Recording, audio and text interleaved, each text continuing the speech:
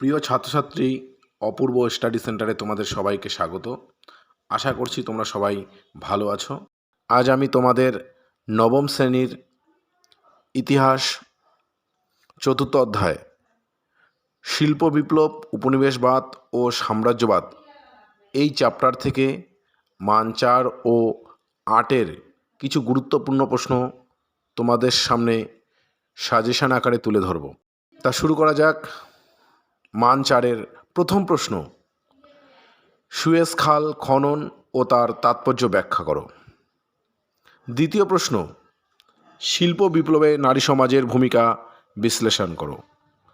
তৃতীয় প্রশ্ন, উগ্র জাতীয়তাবাদ কিভাবে ঔপনিবেশিক প্রতিদ্বন্দ্বিতা ও প্রথম বিশ্বযুদ্ধের প্রেক্ষাপট রচনা করেছিল।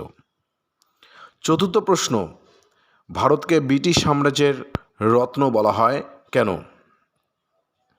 পঞ্চম প্রশ্ন, সিরাজেবা হত্যাকাণ্ড কি বা টিকা লেখো।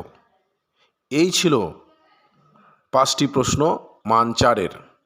তোমাদের জন্য আমি 3টি প্রশ্ন রেখেছি এই শিল্প বিপ্লবের চ্যাপ্টার থেকে।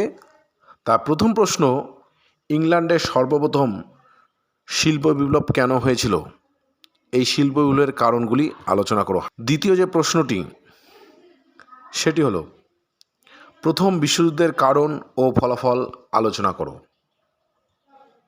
এটাও খুবই গুরুত্বপূর্ণ, ভালো করে রেডি করে রাখবে।